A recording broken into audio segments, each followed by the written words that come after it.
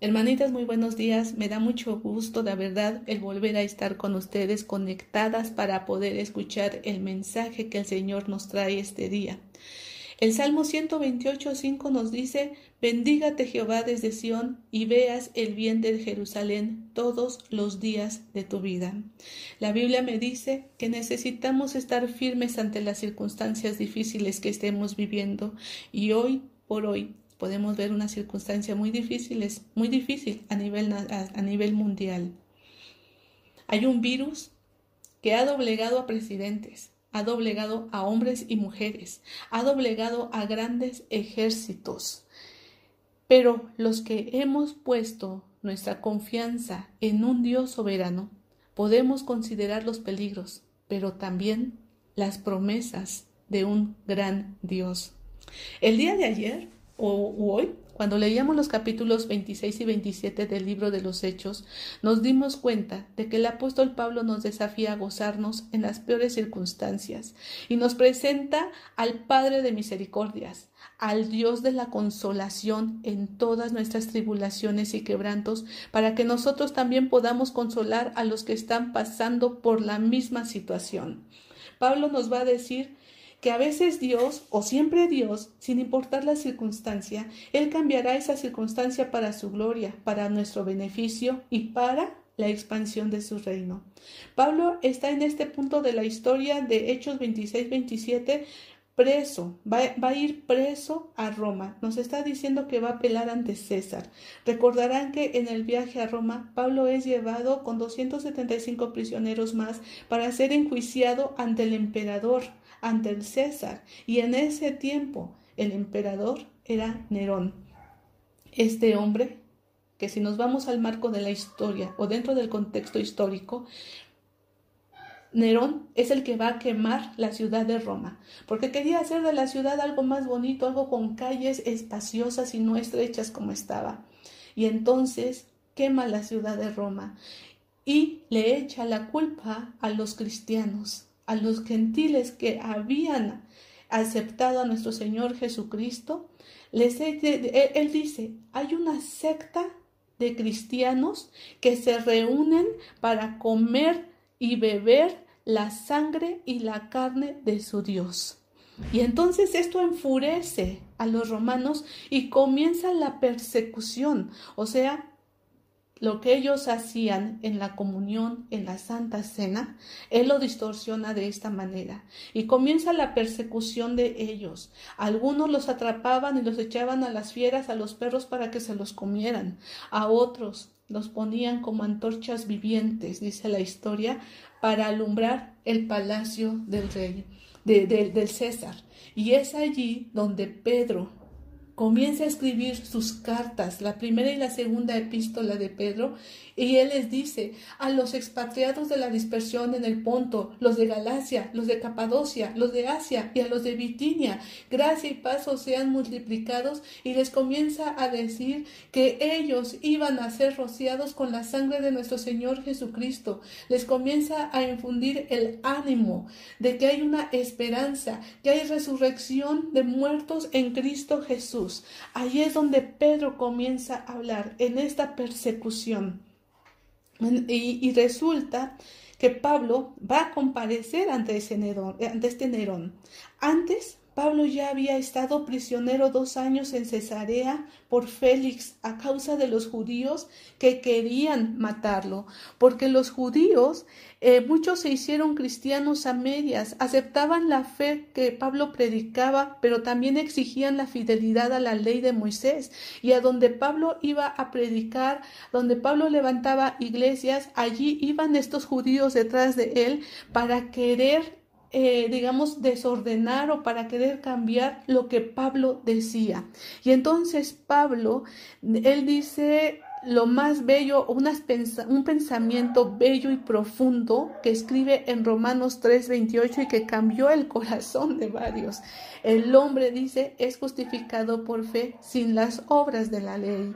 Y a los Gálatas les dice, mas cuanto por la ley, ninguno se justifica para con Dios. Queda manifiesto que el justo por la fe vivirá. En Gálatas 3:11. Y por ello es que los judeocristianos querían forzosamente matar a Pablo. Cuando Pablo es presentado ante Félix, Félix lo encarcela por 2 años. Y cuando Félix termina, ahora el que lo va a precedir va a ser Festo. Los judíos van con Festo y vuelven a tomar el caso de Pablo y le piden que sea enjuiciado. Entonces Festo, para quedar bien con los judíos, le dice a Pablo que lo va a regresar a Jerusalén para que sea juzgado por los mismos judíos. Pero Pablo le dice, no, porque si me voy para allá, pues me van a matar. Entonces Pablo dice, mejor me voy para Roma, y al irse a Roma pide ser enjuiciado por César, por Nerón. Festo, en este momento, pide ayuda a Agripa II. Recuerden que Agripa II era de la línea de los Herodes, Agripas, y él era Agripa II. Él estaba casado con su hermana Berenice, había incesto, y cuando Festo le pregunta a él qué debe de hacer o cómo redactar el informe que tiene que llevar a Roma, entonces Agripa le dice, ok, mándamelo, yo voy a escucharlo. Pero le dijo, voy a preparar todo para que lo lleves. Entonces, ¿qué fue lo que hizo Agripa? Agripa lleva al palacio a toda la pompa de ese tiempo para que escuchen a Pablo. Y ahora Pablo ante Agripa II va a presentar el evangelio en su defensa. Y no es que Pablo haya tenido el privilegio de hablar ante Agripa II, ni con todos los que estaban a su alrededor, sino que Dios le da a Agripa el privilegio de escuchar el evangelio a través de Pablo. Y así es, hermanas, como el Señor nos usa. Bien, el viaje por mar fue dramático. Ustedes leyeron que en este viaje él iba con Lucas y con Aristarco. Aristarco estuvo con él en prisión. Él era un macedonio de Tesalónica. Estuvo con Pablo en los momentos más críticos de la revuelta en Éfeso. Y este viaje a Roma lo hizo encadenado. Y en 2 de Timoteo 2:9 él menciona esto. Por este evangelio soporto sufrimientos, incluso al estar encadenado como un criminal. Pero la palabra de Dios no está encadenada. Y escribiendo a los filipenses dijo que las cosas que le habían sucedido habían ayudado para el progreso del evangelio. El viaje, duró mucho y el clima no era de los mejores. Dice la Biblia que se acercaba el invierno y a pura pena llegaron a buenos puertos. Era un lugar seguro y Pablo aconseja al centurión Julio que deberían parar allí a causa de una tempestad que se avecinaba. Pero el centurión no le hizo caso. Y es lógico, porque ¿a quién le voy a hacer caso? ¿Al capitán, al que sabe de navegación o al predicador? Entonces, pues no le hacen caso. La tormenta fue tan violenta que no pudieron llegar a Fenice. La tripulación no tuvo más remedio que dejar que la nave fuera llevada por el viento a la deriva. No les quedó más remedio que arrojar la carga. El barco se estaba llenando de agua. La situación era dramática. Había lluvia, había huracanes. No sabían dónde estaban, no sabían si era de día o de noche. Estaban completamente agotados, no habían comido. Y Pablo les transmite un mensaje y dice, el ángel de Dios me visitó y me dijo, Pablo, no temas. Es necesario que comparezcas ante César y he aquí Dios te ha concedido todos los que navegan contigo.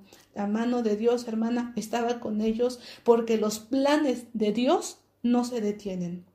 Pablo y los 275 pasajeros que estaban en el barco habían pasado 2 semanas en el mar. La tormenta no disminuía. Llegaron a la isla de Malta. Hoy se le conoce como la Bahía de San Pablo. En la isla no conocían a Dios, pero dice la Biblia que fueron muy humanitarios con ellos, prendieron fogatas para que se calentaran. Y cuando estaba calentándose o cuando Pablo toma un tronco, dice que una serpiente lo mordió y todos esperaban que Pablo muriera, pero no murió. Y los habitantes quisieron convertir a Pablo en su Dios, pero él no, evidentemente nunca quiso. Se hospeda en la casa de Publio. Publio era la autoridad en esa isla. Cuando Pablo se hospedó en su casa, dice la Biblia que sanó al padre de Publio que estaba enfermo de fiebre y disentería. Después de 3 meses Llegan a Puteoli, una ciudad en Roma, se quedaron allí 7 días y después viajaron ya directamente a la ciudad, a Roma.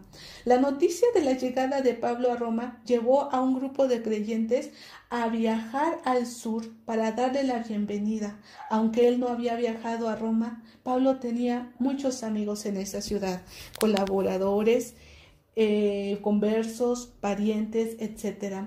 El informe de Festo decía que el problema de Pablo no era con la justicia romana, sino que era un asunto religioso de los judíos, y eso hizo que Pablo quedara preso por 2 años, pero en una casa, no en una prisión, donde él tenía libertad de reunirse con las personas que deseaban oír el Evangelio.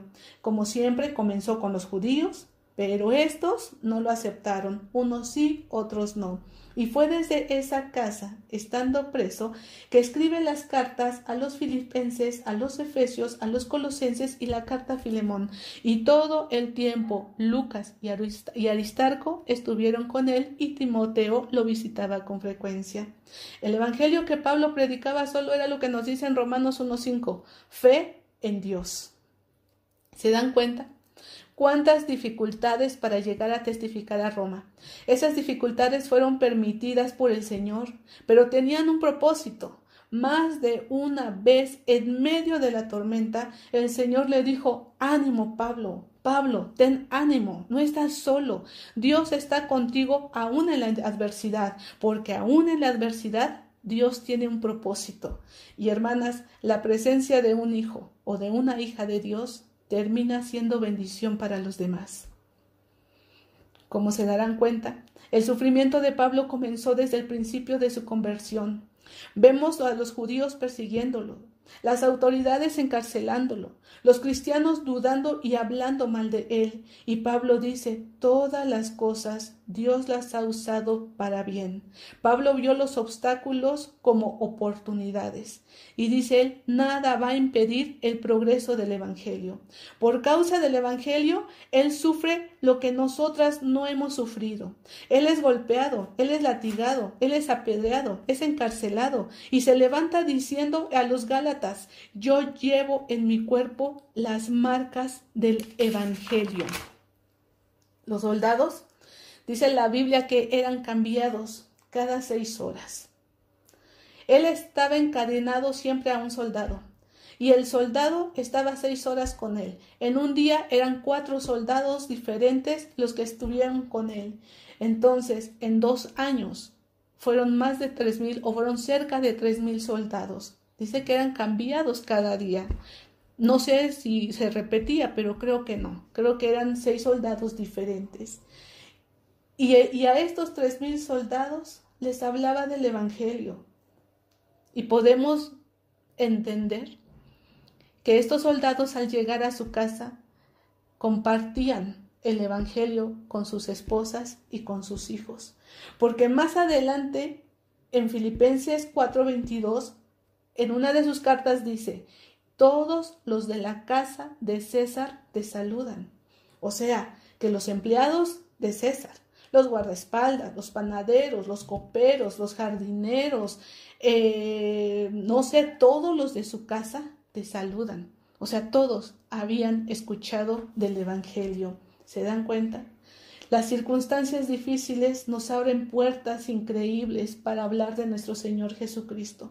Y es allí donde nosotros debemos de predicarle a nuestro Señor. Debemos de predicar a nuestro Dios. Debemos de predicar por amor a Dios, debemos de predicar por amor a la iglesia, por amor a los perdidos. Y si necesitan una inspiración, porque a veces dicen, es que yo no puedo predicar, es que yo no puedo hablar, ahí está la cruz. Es tu inspiración para poder predicar, es tu inspiración para poder morir. Si nosotros nos vamos al Antiguo Testamento, vamos a ver que en el huerto del Edén, Dios le pregunta a Adán y a Eva, ¿dónde están? ¿Y qué has hecho? Dios lo sabía. Dios sabía dónde estaban y Dios sabía qué estaban haciendo. Y ahora Él nos pregunta, ¿qué has hecho tú? ¿Qué has hecho tú en medio de esta pandemia? ¿Dónde estás? Aprovecha bien el tiempo, como dice su palabra en Efesios. No solo compartamos la fe, también debemos compartir nuestros recursos, y más en estos momentos donde hay mucha gente que no tiene trabajo, hay quienes solo están con medio sueldo, hay mucha gente que está ayudando, que están en la trinchera, médicos, enfermeras, personal de limpieza, personal de seguridad, repartidores de tiendas a domicilios, repartidores de comida a domicilios. Muchos de ellos han dado su propia vida, han muerto médicos, han muerto enfermeras. ¿Nosotros qué estamos haciendo por ayudar?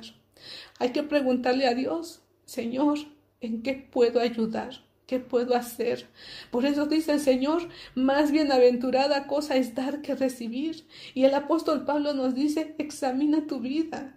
Él dice, examinémonos a vosotros mismos si estáis en la fe. ¿Qué estás haciendo en estos tiempos de dolor, de sufrimiento, de muerte por ayudar a los demás? Dios nos ayude, hermanas, a darnos cuenta de la necesidad que nos rodea y la oportunidad que tenemos de ayudar a otros. Estamos ayudando, estamos hablando, estamos presentando el mensaje a aquellos que lo necesitan, aún encerrados. Que nuestro mensaje siempre salga, que el mensaje salga libremente y llegue a los corazones que lo necesitan. Dios le dijo a Abraham, te bendeciré y serás bendición. Y nosotros también seremos bendición para ayudar a otros. Cumplamos la misión, hermanas, no porque sea fácil. Habiendo recibido críticas, hemos recibido condenación, hay obstáculos, hay culebras, hay tormentas, hay hambre, hay necesidades, hay persecución, pero presentando el Evangelio con fe, sabiendo que el fuego del Evangelio incendia nuestros corazones. Este ha sido el mensaje, hermanitas. Dios nos permita permanecer firmes, constantes, insistentes, perseverantes en la oración, perseverantes en ayudar a los demás.